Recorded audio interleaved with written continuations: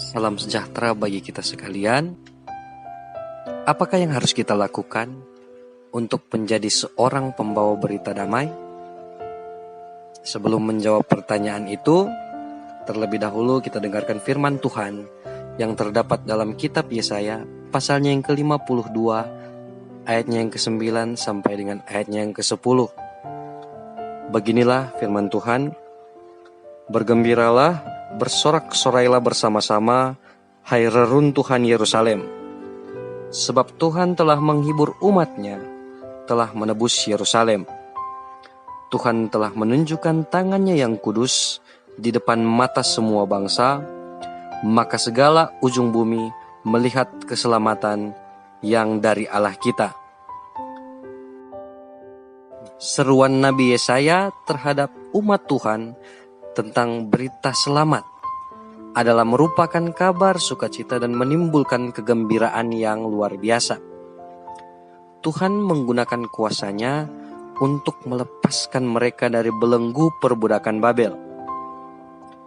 Firman Tuhan saat ini mengingatkan kita untuk membuka mata dan hati bahwa janji Tuhan untuk menyertai umat Tuhan dan seluruh isi dunia ini adalah pasti.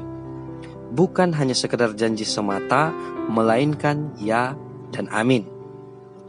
Karena itu, sebagaimana umat Israel diingatkan untuk bangun dan bersiap menerima keselamatan dari Tuhan, karena mereka telah dikuduskan dan dibebaskan dari perbudakan, serta telah ditebus tanpa pembayaran, maka sebagai umat Tuhan kita diingatkan untuk tidak takut. Karena Tuhan sendirilah yang akan menuntun kehidupan umat-Nya. Demikian juga dengan kita sebagai orang percaya yang telah menerima anugerah keselamatan, pasti bersyukur, baik secara pribadi maupun persekutuan. Sebab kita sudah dibebaskan oleh Tuhan dari kuasa dosa dan maut melalui pengorbanan Kristus. Maka hendaklah kita melaksanakan panggilan Tuhan untuk memberitakan kabar baik kepada semua orang, yaitu dengan menjadi pembawa berita damai dan menjadi garam serta terang bagi dunia. Berbahagialah orang yang membawa damai, karena mereka akan disebut anak-anak Allah. Nah, pertanyaan yang kita dengarkan tadi bahwa bagaimana cara kita untuk menjadi seorang pembawa berita damai. Seorang pembawa berita damai adalah seorang pembawa sukacita bagi orang lain.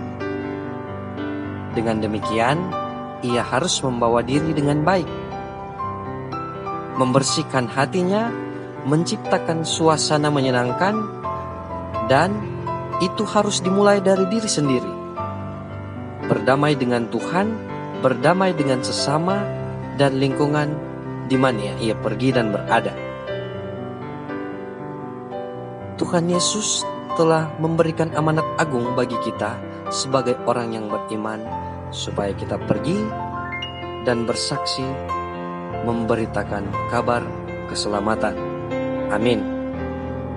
Tuhan Yesus kiranya memberkati kita semua.